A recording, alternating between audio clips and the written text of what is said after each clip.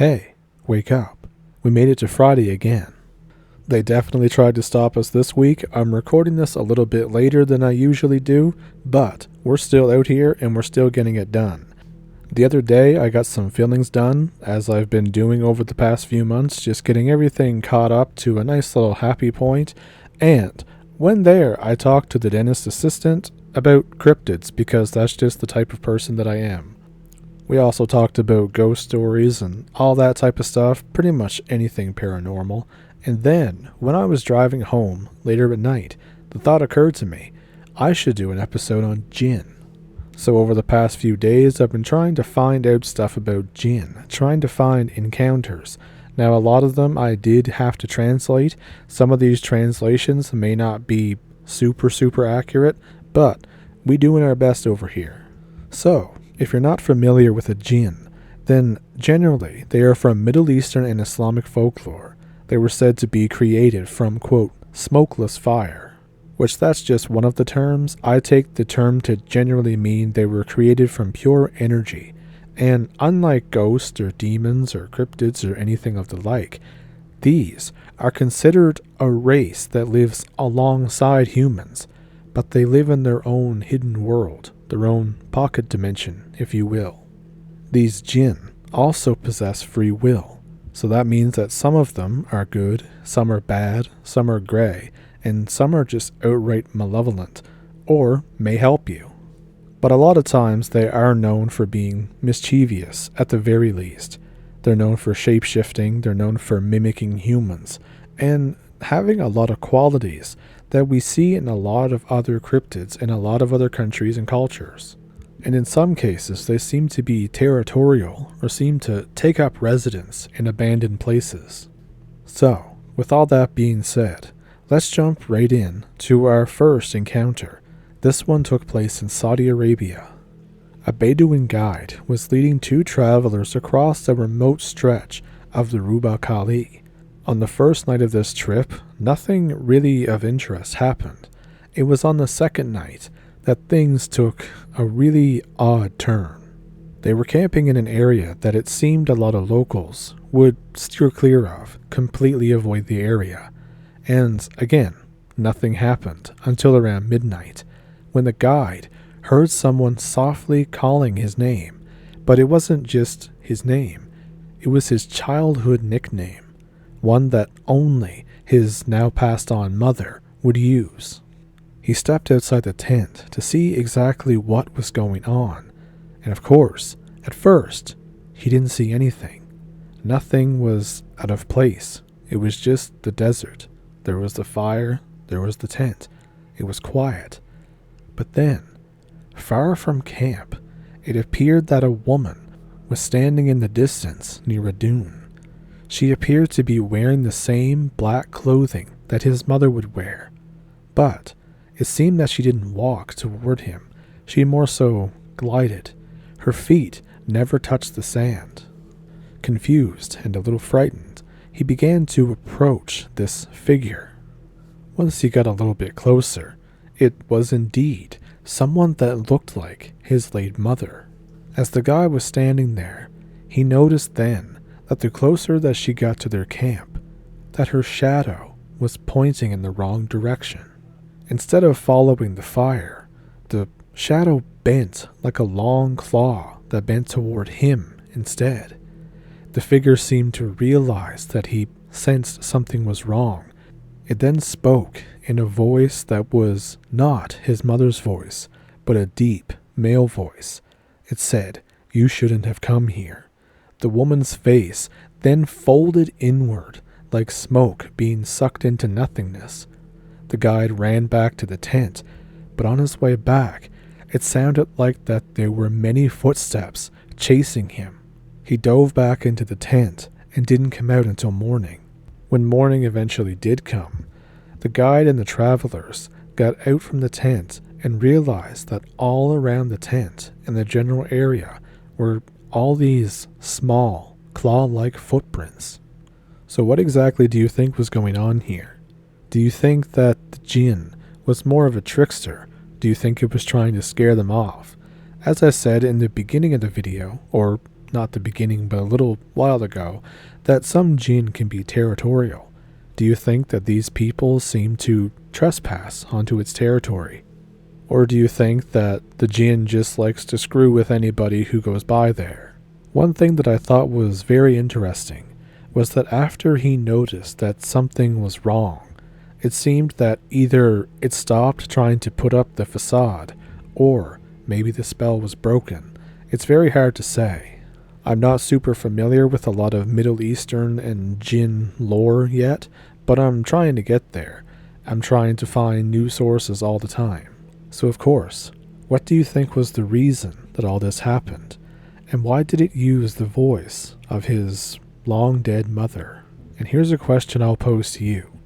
What would you do if you were out camping, or if you were, in this case, say, traveling and you had to spend the night somewheres, and during the night you heard a long-dead relative saying your name or saying a nickname that they had for you?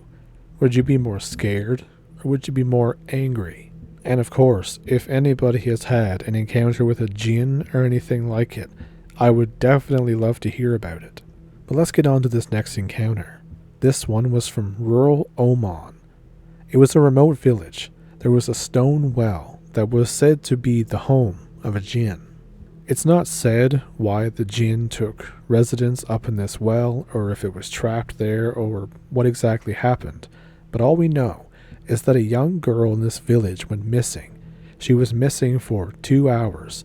Everyone was looking for her, and when she returned, she said that the reason why she went missing was because she heard her brother crying from inside the well. So of course, thinking that somebody may be trapped in the well, the villagers grabbed a lantern and lowered it down into the well to investigate. As soon as it got to a certain point, the flame began to flicker violently, as if it was being blown by the wind. And then a voice echoed from the well. It was the little girl's voice, but she was standing right there. The villagers were, of course, horrified, but they persisted, probably out of sheer curiosity, as well as horror, to try and figure out exactly what was in the well. And as they were lowering it, the voice then switched from this female little kid voice to a deep masculine voice, and it hissed at them and cursed them and claimed that something had been stolen from it. They immediately pulled the lantern up, and when they did so, the metal handle and the metal around the lantern were scorching hot. And even more mysterious, the next day, when they went back to this well, it was filled in. It was filled in with sand, and there were no traces of anybody besides the villagers from the day before. There was no trace of where they got the sand or who had even done this. It was just very mysterious, and they believe that this jinn filled in the well out of anger for something someone had apparently stolen from it. So what do you think was going on here? What exactly do you think was in the well? Do you think it was a jinn, or do you think it was something else? Let me know down in the comments. And this next encounter is from Jordan. It goes like this. A college student was living in one of Amman's older districts. He began to hear footsteps on the roof of his apartment or house each night around 2 a.m. At first he thought it was just a stray cat, until the pacing would turn into rapid running that would circle the edge of the roof over and over again. As the nights went by, he got sick of hearing this, so one night he went up there with his flashlight. The running stopped instantly. In the far corner, crouched behind a water tank, was a humanoid figure. It was hairless, long-limbed. Its knees were bent backwards like a dog's. Its eyes seemed to glow like faint embers, but not from reflecting the light. The light seemed to be coming from it, like they were supernaturally glowing. The entity then tilted its head in a very unnatural way, where its head touched its shoulder, and then whispered almost into his head, "This is not your home. Leave." He staggered backwards out of fear. The creature then sprinted across the roof and leapt across a 15-foot gap onto a neighboring building. The next day, he spoke with the neighbors. He was terrified as to what had happened. They told him that they had been hearing the running up there for years, but were always too scared to go check out what it was. Now, this poses a question, because the description of that jinn, or whatever it may have been, seems to match the descriptions of some crawlers you hear about. This is minus the ability to speak, but you wonder if the entities are somehow related in some way. Like, what if these crawlers come from the same place that the jinn come from? What if some other cryptids come from that place too? It's just a weird thought that occurs to me right now as I was telling you the encounter. But of course, what do you think it was? Do you think it was a jinn? Do you think it was a crawler? Do you think it was something else? Of course, let me know. Now this next one comes to us from Istanbul, Turkey. A Syrian tourist was visiting a centuries-old hammam, and he noticed something strange while he was in the steam chamber. Through the mist, he could see a tall figure that was standing completely still. Too still. Its outline was darker than the steam around it, almost pitch black.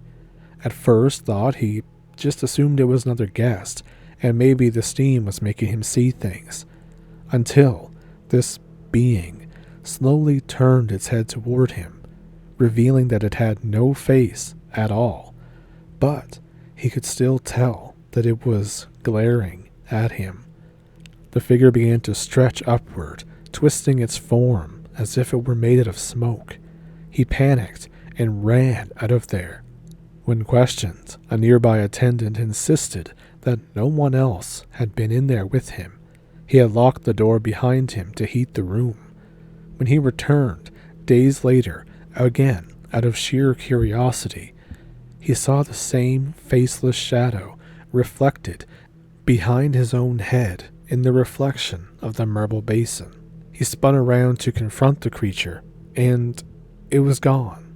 There was in fact nothing behind him. Another encounter, this one from the city of Petra. This one comes from an unnamed tour guide.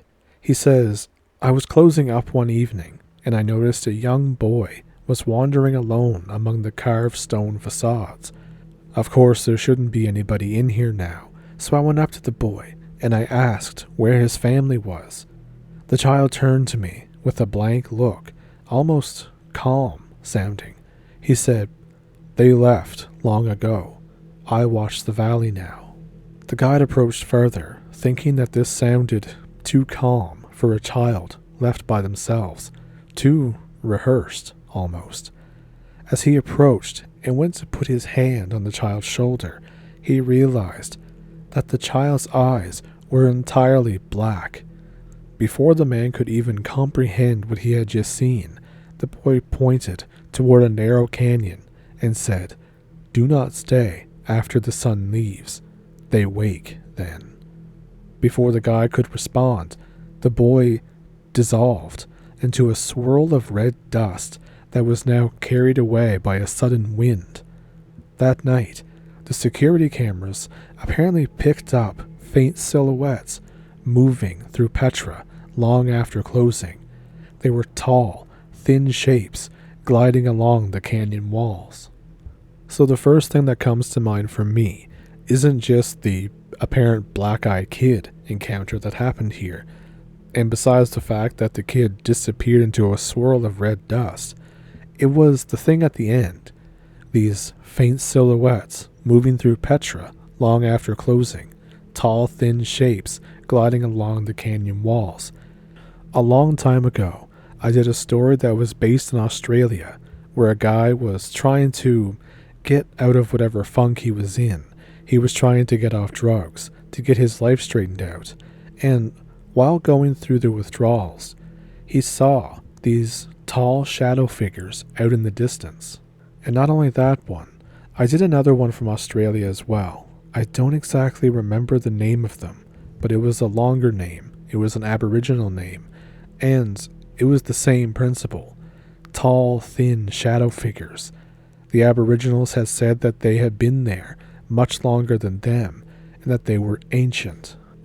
It was even insinuated that there was some kind of conflict between the two. I also wonder if they are at all related, because when you think about it, Australia has its deserts, the Middle East has its deserts. These entities have even been sighted seemingly in the American deserts, so I have to wonder if there's something about a desert that attracts these things. I know people that I've talked to in the past, and even family members have told me this. They say that things are strange out in the desert, and these family members don't even really believe in the supernatural or anything for that matter. They just say that there's weird things in the desert, and they don't really elaborate. But yeah, do you have any theories as to what these tall, thin shadow figures may be? Are they related to the same things cited in the California deserts, in Texas, in any American desert, in the Middle East, in Australia, anywheres? Let me know down in the comments. I feel like sometimes I really should write these thoughts down so they're more coherent, but then I don't have these thoughts when I'm not speaking to you guys. They really only come up when I'm talking about these stories as I'm reacting to them.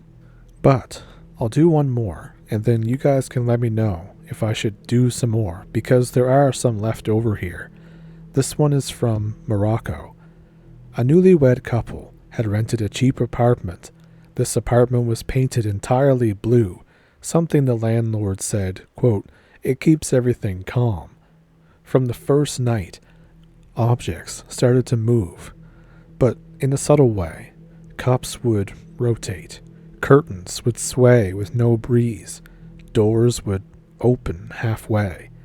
But the most disturbing event happened when the wife awoke to the sound of someone going through their kitchen.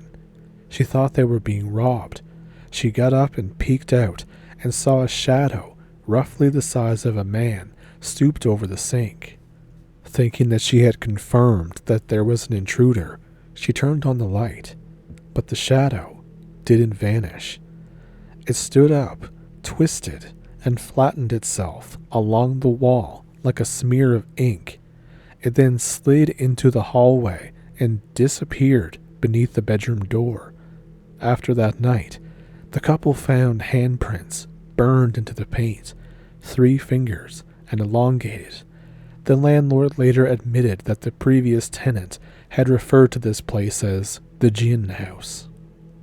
Now that is something that would be terrifying to witness. And it also reminds me of an encounter that I did that was from the Deep South, or it may have been from Appalachia, I don't quite remember, but it was of a high behind. These kids were playing paintball. It was out in a marsh with a forest or a swamp with a forest, I don't quite remember. But what had happened was one person shot what he thought was a person with the paintball, and this entity screamed and then unraveled and kind of just slid up behind a tree. I wonder if these entities are related or not, or if they just do the same types of things to elicit the same kind of response, usually fear, and that would bring me to what they might be after, to scare you, to feed off of your fear, to feed off of your negative energy. How that works as a source of energy for them, I don't understand, but it probably has something to do with how they see us, especially if they're older than us, and especially if they live in some kind of pocket dimension. Then who knows what they could really be. Let me know down in the comments what exactly you think jinn are.